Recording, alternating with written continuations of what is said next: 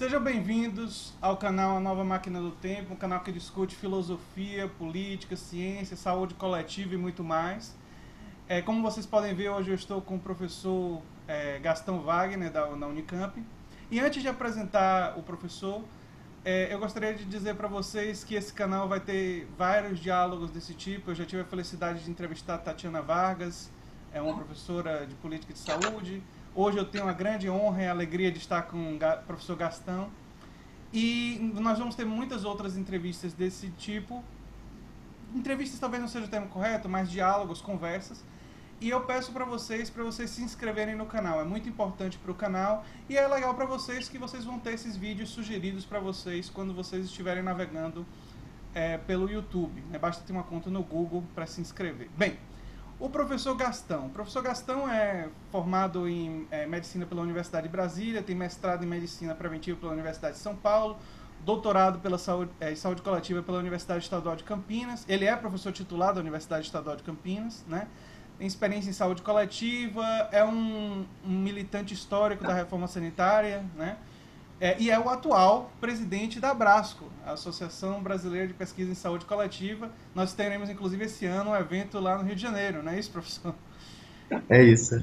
E é uma alegria muito grande estar aqui com o professor Gastão, porque nós nos conhecemos. Eu sempre gosto de começar a nossa conversa falando como é que a gente se conheceu. A gente se conheceu porque eu precisava realizar entrevistas para o doutorado, e a entrevista que eu tive com o professor Gastão para minha pesquisa foi uma entrevista que eu achei excelente. Nós tivemos muita identidade, eu acho, na nossa conversa. Foi uma conversa muito proveitosa para mim para o doutorado. E o professor Gastão, inclusive, aceitou meu convite para participar da minha banca de defesa do doutorado e prontamente aceitou esse novo convite agora para participar do canal. Eu queria que falasse um pouquinho sobre como foi essa coisa que a gente se conheceu e essa parceria aí que começou. Então, André, quando você fez o contato comigo, eu achei o tema da sua investigação muito interessante, né, que estava estudando as raízes da saúde coletiva através de entrevistas, né, de consulta a arquivos, de personagens que tiveram algum grau de participação na construção, né, da saúde coletiva do SUS no Brasil. Então, eu achei a entrevista que eu participei com você muito estimulante, muito interessante, e foi muito bom participar da banca, né? De ver você fazendo a obra completa, você fazendo a sua defesa. Acho que você fez um trabalho muito importante. Eu que agradeço, professor. E olha só, para nosso primeiro bloco, todas as pessoas de saúde coletiva que eu estou convidando, eu estou começando a conversa sobre a situação política do país. Eu acredito que eu estou influenciado pelo ano eleitoral que nós vivemos. Eu acredito também que eu estou influenciado pelo fato de que me preocupa o avanço do que eu chamaria de um pensamento conservador culturalmente. Aí vale a pena caracterizar. Quando eu estou falando de conservadorismo cultural, eu estou falando de um desprezo aos direitos dos homossexuais, um avanço de até coisas que eu não imaginava voltarem. Por exemplo, nós tivemos uma discussão sobre o aborto e a parte da bancada evangélica querendo proibir o aborto em casos de estupro. Você deve ter se lembrado desse tipo de discussão. Quer dizer, até mesmo discutir se deve ou não abortar em casos de estupro me parece um avanço muito forte do que eu chamaria de pensamento conservador culturalmente. Mas nós também temos um avanço do pensamento liberal no que tange a economia. Alckmin recentemente disse que, se eleito, vai privatizar tudo que for possível. Me parece uma declaração que reflete um determinado tipo de pensamento em avanço no Brasil. E eu gostaria de conversar com você sobre que riscos isso representa para o SUS e as próprias mudanças no direito do trabalhador mais recentes no Congresso. Que tipo de risco isso representa para a implementação de uma política de saúde universal no Brasil? Acho que essa conversa da situação política atual é uma conversa importante para a gente ter. Tá, a gente vive uma época, né? Não é só no Brasil, acho que no mundo todo, mas no Brasil também, muito de mudanças muito rápidas, né? E essas mudanças têm uma relação com um novo padrão de de crescimento econômico, de acumulação de capital, né, principalmente financeiro. Paradoxalmente, com a desindustrialização ocorrendo nos Estados Unidos, no Brasil, é paradoxal isso, as nossas grandes cidades, né, o Brasil, o crescimento econômico está se dando principalmente pela produção agrícola, do agronegócio e serviços, né, mas o Brasil é um país que está ocorrendo essa desindustrialização e uma dificuldade e esse crescimento econômico contemporâneo, né, com o padrão mundial, ele se dá com um grau de exclusão muito grande, né, com o aumento do desemprego, inclusive o desemprego estrutural, com a informatização, a robotização, a simplificação dos processos de produção de serviços, enfim. Isso cria uma desesperança e uma angústia muito grande, né? Porque ou há recessão, agora mesmo quando não há recessão, o crescimento econômico não tem significado em crescimento, desenvolvimento humano, em direitos sociais, extensão da riqueza que é produzida. Você vê uma situação muito paradoxal, né? E ao mesmo tempo conflitos armados, né? Principalmente no Oriente Médio, África, provocando deslocamentos de milhões de pessoas, de população, de refugiados, né? A gente já tem um deslocamento fruto desse padrão maluco de desenvolvimento com exclusão de pessoas, de grupos, mas também de regiões, né, de países. A possibilidade de um país antigamente chamado em desenvolvimento conseguir uma estabilidade econômica e social está cada vez mais difícil, né? E num mundo que produz mais riqueza. Eu acho que esse tipo de paradoxo produz muita insegurança nos jovens, nos trabalhadores, nos autônomos, né? A gente tem um novo tipo de desemprego, né? Pessoas com diploma, que tiveram acesso ao ensino público, no mundo todo, né? Inclusive no Brasil também, né? Um novo de incerteza, de desocupação. Ao mesmo tempo, né? Eu acho que então esse é um lado que explica essa certa angústia. E a outra discussão que a gente tem é a capacidade de acolhimento da sociedade a essa angústia, acolhimento político, não só de cuidado, mas também, dizendo, político. Aí eu acho que para compreender o que está acontecendo agora, a gente tem que pensar um pouco o que você fez na sua tese de doutorado, que é pensar qual foi a contribuição dos partidos, dos movimentos, dos intelectuais que se propunham a representar os direitos sociais humanos, almejava o socialismo, a democracia ampla, radical, ou seja, tinha uma ideia de justiça social, que a riqueza fosse mais bem distribuída entre os países, as regiões, os grupos sociais. E a história da esquerda no século XX, principalmente no socialismo real, nos países comunistas, foi uma história que produziu muito descrédito, né? A legitimidade também das representações de esquerda, com a experiência de onde o capitalismo foi eliminado, ainda que tenha ficado capitalismo de Estado, mercado, etc. Eu ia dizer isso, acabou sendo uma experiência de capitalismo de Estado, como você bem disse. Mas de qualquer forma foi feito em nome do comunismo, né? Exatamente. E foi o fracasso dessas experiências acabou sendo um reflexo muito grande sobre uma dificuldade da esquerda em se reorganizar para defender uma forma de socialismo democrático. Essa, inclusive, é uma conversa que eu tinha planejado para o nosso terceiro bloco, mas a gente pode antecipar. Não, é só, acho que para compreender um pouco. E depois, a esquerda não é só essa esquerda que nos estados considerados socialismo real, né, comunista. A esquerda teve um papel muito importante, o trabalhismo, a social-democracia, mesmo os comunistas, na Europa, na América Latina, o populismo de esquerda, né, o peronismo, o getulismo aqui com os direitos trabalhistas, CLT. A gente teve uma experiência também onde não houve revolução, tomada do poder armado para implantar algum tipo de suposto socialismo, etc. A gente teve as reformas sociais, as políticas sociais, né, o estado de bem-estar social. Na América Latina, não sei se podemos falar de bem-estar social, mas de expansão de direitos.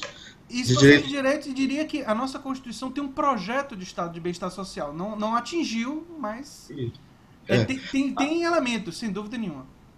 Agora, o que aconteceu, principalmente a partir dos anos 80, é que essa esquerda social-democrata na Europa, é, Partido Trabalhismo Inglês, o Partido Socialista Operário Espanhol, enfim, o próprio PCI na Itália, a grande parte das suas lideranças, dirigentes, acabaram adotando, quando ganhavam eleições, e ganharam várias vezes, políticas recessivas, de ajuste econômico, de desmonte do estado de bem-estar social.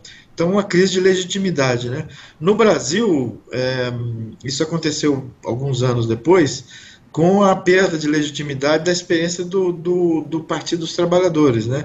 Não só, porque aqui era a maior parte da esquerda, o PT não era toda a esquerda, mas nos últimos 20 anos foi o partido de massa, o maior partido de massa de esquerda da história do Brasil, né? E chegou a governos estaduais, vários governos municipais e o governo federal, né, durante 13 anos, e com políticas muito ambíguas, né, com coisas interessantes, como o Bolsa Família, mas uma posição ambígua em relação ao SUS. Fernando Henrique, que era social-democrata, também já chamava social-democrata, mas tinha uma política neoliberal, de ajuste econômico, desconstrução de direitos. Né, e o Partido dos Trabalhadores foi mais ambíguo, porque teve mais políticas de priorizar aumento do salário mínimo, pequenos investimentos, não só grandes, mas adotou um estilo de desenvolvimentismo, né, de articular, de criar uma burguesia petista, fazendo uma brincadeira, né, mas uma burguesia simpática, com a indústria, serviço, Pro consumo, né? E com custo do orçamento público, né, ao invés de pôr em saneamento, no SUS, grande parte do orçamento público, final do governo Dilma, se calcula que 50% do imposto arrecadado federal ia na forma de subsídios, desonerações, para grandes empresas, né, não é nem para o micro mais, mas enfim, houve uma certa decepção. Então, acho que essa dinâmica, né, de quem representou os trabalhadores, a luta por direitos de várias formas, com vários matizes, a gente vive uma crise de legitimidade e representação, né?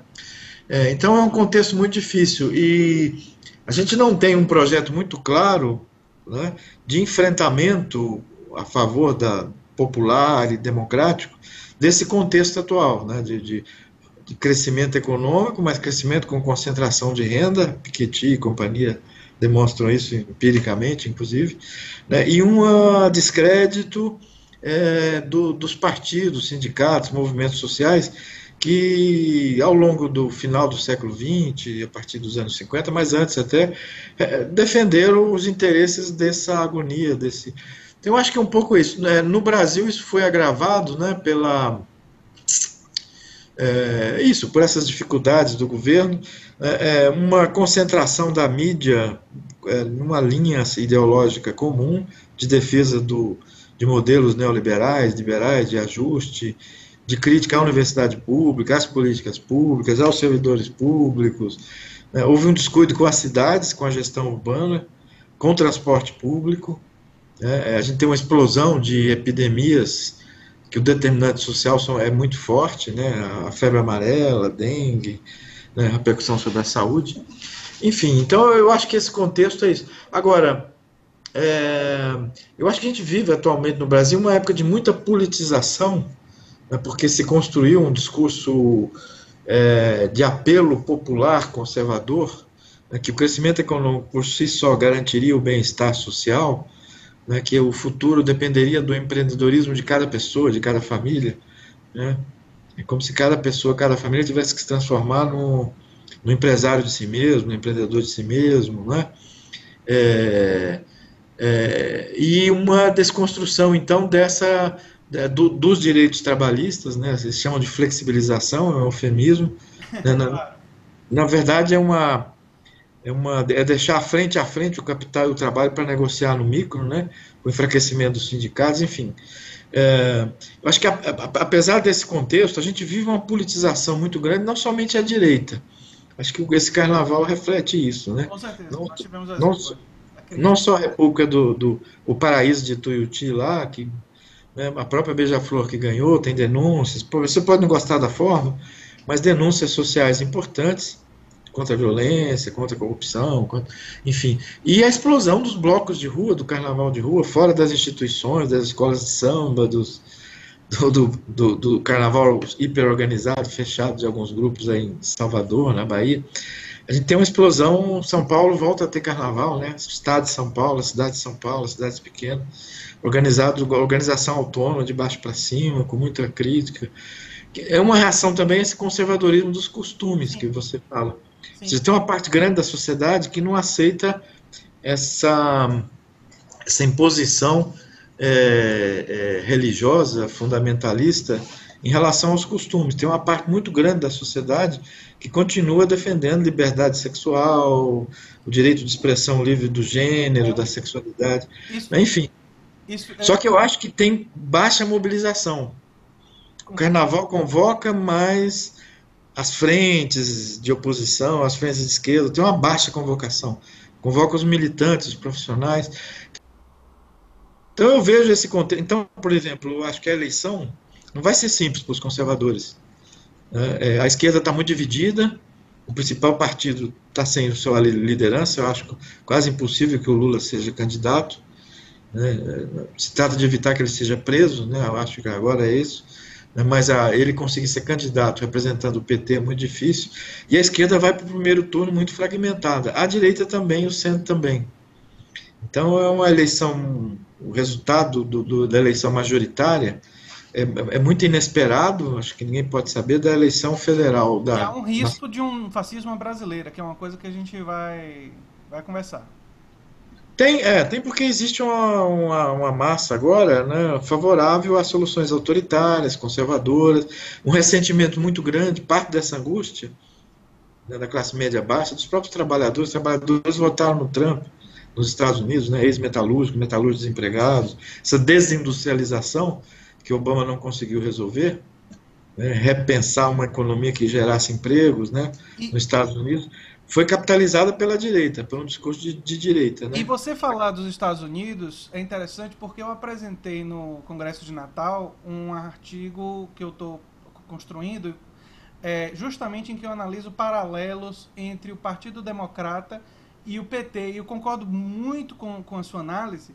O Partido Democrata, por exemplo, ele começou a receber cada vez mais um influxo de uma quantidade de dinheiro enorme das grandes corporações e, a partir do financiamento privado das campanhas, ele foi corrompido por dentro e passou e deixou de defender os sindicatos e uma política pró-trabalho para defender cada vez mais, virou um partido de centro-direita, do ponto de vista da política econômica.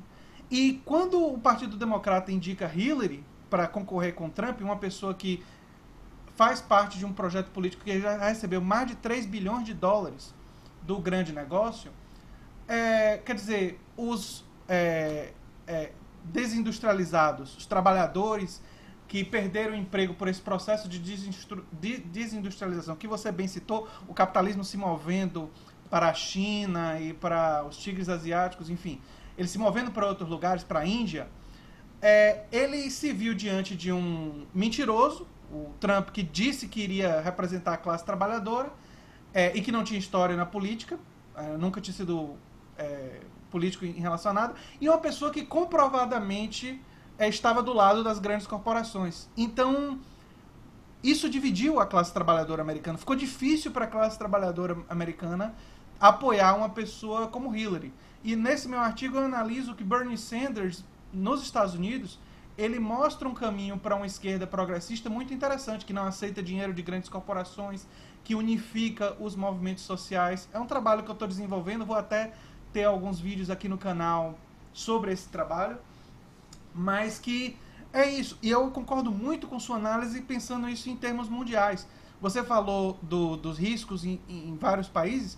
É bom lembrar que na França a segunda liderança mais votada foi Le Pen, né?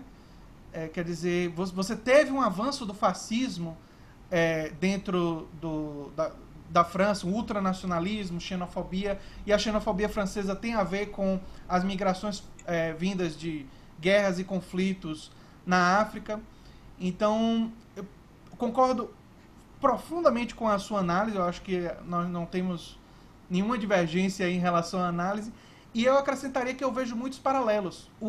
O Partido dos Trabalhadores, o PT, parte do problema que houve aqui no PT não foi simplesmente uma crise ética do ponto de vista pessoal. Existe esse elemento. mas me parece que o fato do PT ter aceitado tanto dinheiro como aceitou e participação do empresariado nacional tem a ver com o fato a corrupção, para mim, ela não é um resultado apenas da falta de caráter, digamos assim. Ela é um resultado de um tipo de estratégia política. Quando você permite, e o PSDB antes do PT fez isso, né? Quando você permite que o grande capital nacional e internacional invista em você, esse investimento tem uma contrapartida esperada, tem um... Né? E tem um processo de influência que vai se gerando entre naquela convivência que você constrói. Por isso que há ambiguidade, por isso que simultaneamente Lula, quando é eleito, fala do fome zero, mas ele fez uma série de compromissos antes da eleição para poder garantir que o mercado ficasse tranquilo, digamos assim. Né? Então... André, eu queria comentar duas coisas com você. Uma é que na organização do Congresso, 12º Congresso, né, Brasileiro de Saúde Coletiva, vai ser no Rio de Janeiro, na Fiocruz, para a conferência de abertura, a gente convidou, estamos em negociação, o Bernie Sanders. Ah, fantástico. Então, propusemos a ele que o tema seria Our Revolution, que esse movimento que ele está fazendo, claro, de baixo para cima, parecido com um pouco com a pretensão do movimento sanitário brasileiro, tem um projeto geral, mas interfere também no micro, nas escolas, nos hospitais públicos. Em todos os níveis. Ele chama de Our Revolution, né? Que seria o caminho para a construção de uma nova forma de fazer política e tal. Então, nós convidamos ele e estamos em negociação. Ele, até agora, está tentando viabilizar a sua vinda aqui para abrir o nosso congresso. Segunda coisa que eu queria comentar se a gente pegar a história do PT no governo federal, mas também nos governos estaduais, de Minas Gerais, da Bahia, sim, sem dúvida. Mas vamos pegar o federal. No primeiro governo Lula, se você pensar, havia esse aceno para o capital financeiro, de apaziguar, mas houve uma composição do governo que juntou a centro-esquerda e grande parte da esquerda. Participação.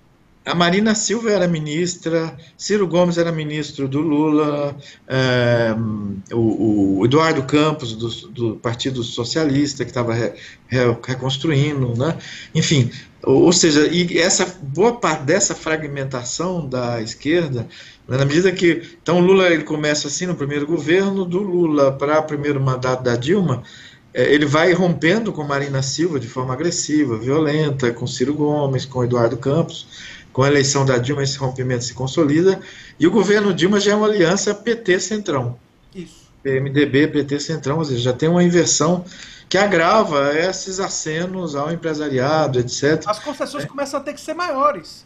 Maiores, porque ele ficou absolutamente dependente de quem dominou o Brasil sempre, né? Que foi esse Centrão, ou seja, as forças muito conservadoras, reacionárias, e modernamente funcionárias, né, funcionais ao liberalismo. Então, acho que tem esses dois elementos que a gente tem que considerar. Ontem nós estávamos discutindo sobre o SUS. Por exemplo, a gente tem 3 estados no Brasil que são governados pela esquerda: Bahia, Minas Gerais e o Maranhão, PCdoB. Qual a diferença do SUS nesses estados, da ação? Nenhuma.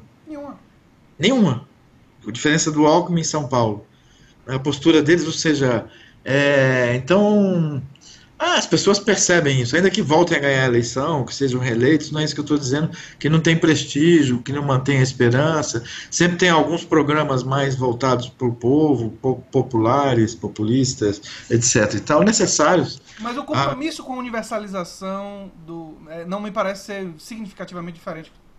Agora, em relação ao SUS, eu tenho a seguinte análise. Apesar de todos os percalços da construção do SUS, né, o SUS, a Constituição Cidadã, em geral, aprovada em 88, ela é constituída no auge do neoliberalismo, da onda neoliberal. O primeiro presidente carregado de fazer isso é o Collor de Mello, com um programa radicalmente liberal, né? Depois entra o PSDB, Fernando Henrique, social-democrata, mas que adota, ao contrário da origem de Franco Montoro, de Mário Covas, eles adotam todo o receituário liberal de privatização, de desconstrução de direitos do possível. Mas, enfim, apesar disso, o SUS veio se consolidando né, por pressão social, não necessariamente por movimento social, é pressão por demanda, por acesso, né, já que o setor privado atende 25%, em algumas regiões 30%, no máximo 70% dos brasileiros só tem o SUS. Né, e hoje as pessoas sabem que tem tratamento para o câncer, sabem que tem vacina, sabem que precisam fazer, sabem que precisa de insulina quando tem diabetes, enfim. Então há uma pressão muito grande e o SUS existe, o SUS se construiu todo cheio de sequelas, de falhas, de heterogeneidade, de baixa sustentabilidade, né? Programas não têm continuidade, vão melhoram, pioram, voltam a melhorar, essa coisa toda. Mas apesar disso, ele é muito necessário. E os governos conservadores não têm tido coragem de propor a extinção do SUS. O que se processa em relação ao SUS é uma desconstrução paulatina, envergonhada, através do estrangulamento financeiro, de não E criar política de pessoal, de não ter política de investimento. Mas eu não vejo no horizonte colocar um ministro da Saúde como esse. Ele é abertamente anti-SUS. Mas para a eleição agora, todo mundo vai falar bem sobre o SUS, sem se comprometer com nenhuma medida concreta. com Sabe, certeza. a atenção primária. Vamos falar em genérico, esse discurso do direito à Mas a saúde, expansão dos planos de saúde populares é mais uma estratégia de desconstrução paulatina. Estou completamente de acordo com você. Existem muitas das estratégias de desconstrução paulatina, mas uma delas são esses planos de saúde populares, planos de saúde de 50, 60 reais por mês. Nós estamos perto do final do primeiro bloco, mas você falou uma coisa que eu até o povo vai pensar que a gente combinou, porque na minha entrevista com Tatiana Vargas, eu comento com ela que não sei se Franco Montoro e Mário Covas estariam no PSDB de hoje. Vai parecer que foi combinado. vai saber, né? Vai saber como eles iriam mudar, que a gente muda ao longo da vida, né? Se, É verdade, é se, verdade. se eles iriam ficar na centro-esquerda, como eram, né? Ou E seriam, democratas, ou seriam participar da transformação que o PSDB passou. isso, que outras lideranças passaram, né? Com certeza. Olha só, se você conseguir Bernie Sanders, eu já vou registrar um pedido aí. Eu quero poder falar com Bernie Sanders. Eu sou fluente em inglês. Se vocês precisarem de um intérprete, um contato lá na Brasco, eu já previamente, já que estou inscrito, já eu coloquei meus 2 trabalhos lá, já previamente me candidato a esse papel, se vocês precisarem. Obrigado, com certeza nós vamos precisar. Se Temos vários vocês, convidados. se vocês trouxerem ele, vai ser uma grande honra. Eu, inclusive, conheço da trajetória dele desde a época que ele era prefeito de Burlington, né? E eu acho a trajetória dele uma coisa fantástica. Não sei se você sabe, ele marchou com Martin Luther King, ele tem uma trajetória na política realmente muito interessante e tem muitos ensinamentos. Eu acho que a campanha dele. E você falou do Our Revolution, eu não sei se você sabe disso, mas o Our Revolution ele surgiu porque ele juntou muito dinheiro com pequenas contribuições. Como ele não aceitava dinheiro do grande capital, e a campanha dele recebeu muito dinheiro, até 37, 38 dólares.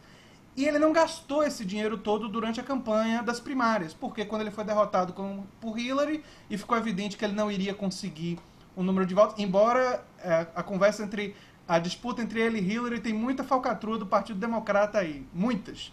Coisas como marcar debate no horário do futebol americano, que a gente sabe a audiência que tem, fechar primárias, enfim, as estratégias que a ala corporativa do Partido Democrata fez para tirar as chances dele, são complicadas. Mas, enfim, sobrou muito dinheiro, e aí ele colocou esse dinheiro nas mãos de organizadores progressistas da campanha dele para fundar o Our Revolution. E o Our Revolution não é nem o único, não é nem a única organização desse tipo. O Our Revolution ajudou a fundar uma coisa chamada Justice Democrats, quer dizer, democratas justos, vamos chamar assim, que busca localizar pessoas que querem entrar para a política, que não vão aceitar dinheiro de corporações e que defendem direito à saúde, direito à educação, para concorrerem contra democratas corporativos, para tentar tirar dentro do Partido Democrata.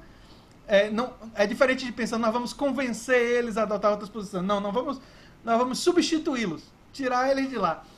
Então, e quem está organizando o Justice Democrats são pessoas ligadas ao YouTube, ou seja, dois canais de YouTube grandes, o TNYT, o The Young Turks, e o Kyle Kalinske, e justamente para fortalecer esse tipo de mobilização. Então, é uma área, inclusive, de minha pesquisa, hoje em dia. André, então vamos fechando esse primeiro bloco e a gente volta a falar depois, pode ser? Eu vou fechar esse primeiro bloco agora. Foi ótimo começar a conversa com o professor Gastão Wagner. Deu já 30 minutos e nós vamos fazer mais blocos em breve.